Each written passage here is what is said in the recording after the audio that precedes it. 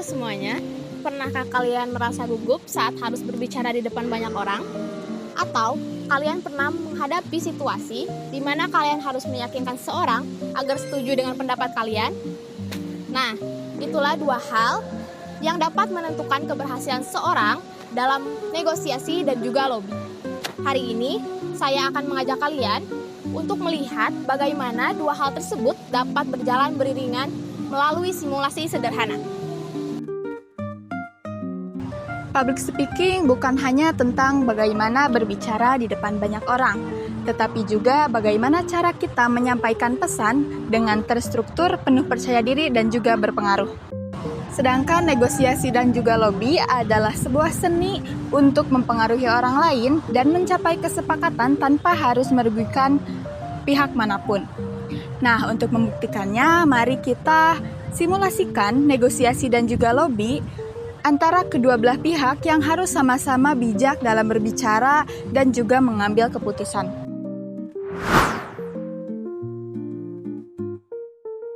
Halo Kamila. Hai, Saya Levira, Ketua dari Komunitas Lingkungan Muda. silakan duduk. Terima kasih ya Mbak Mila sudah mau meluangkan waktu. Saya tahu sekali bahwa jadwal Mbak Mila itu padat. Gak apa-apa, Lep.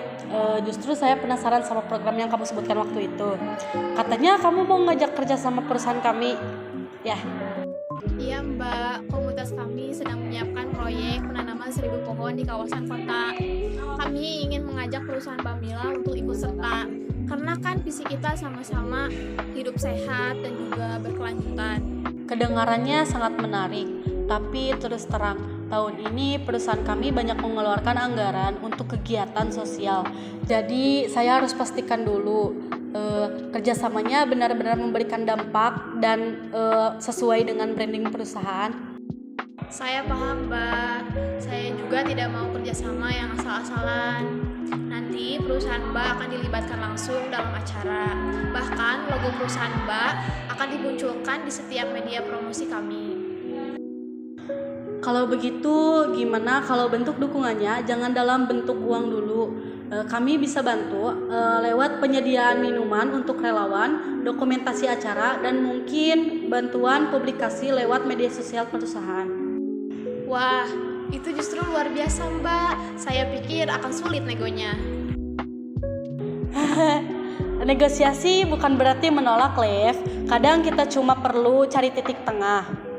Dengan cara itu, perusahaan tetap bisa berkontribusi tanpa melebihi anggaran dan komunitasmu tetap terbantu.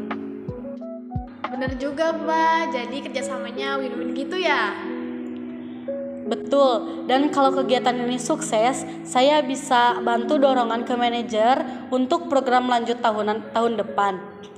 Mungkin kita bisa bikin kampanye bareng, misalnya promosi produk ramah lingkungan dan edukasi masyarakat soal daur ulang. Gimana menurut kamu? Wah, setuju banget Mbak. Itu akan membuat pesan kita semakin luas ya.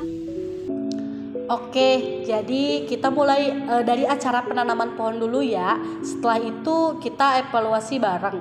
Siapa tahu dari langkah kecil ini bisa tumbuh kerjasama yang besar. Siap Mbak Mila. Terima kasih atas segala kepercayaannya. Dari simulasi tadi, kita belajar bahwasanya public speaking merupakan pondasi dalam negosiasi dan juga lobby yang efektif.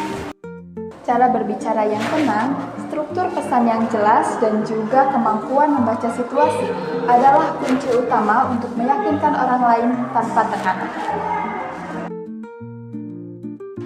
Jadi, jika ingin menjadi komunikator yang hebat, baik di panggung, di ruang rapat, atau di meja negosiasi, maka kuasailah teknik berbicara dengan empati dan juga strategi.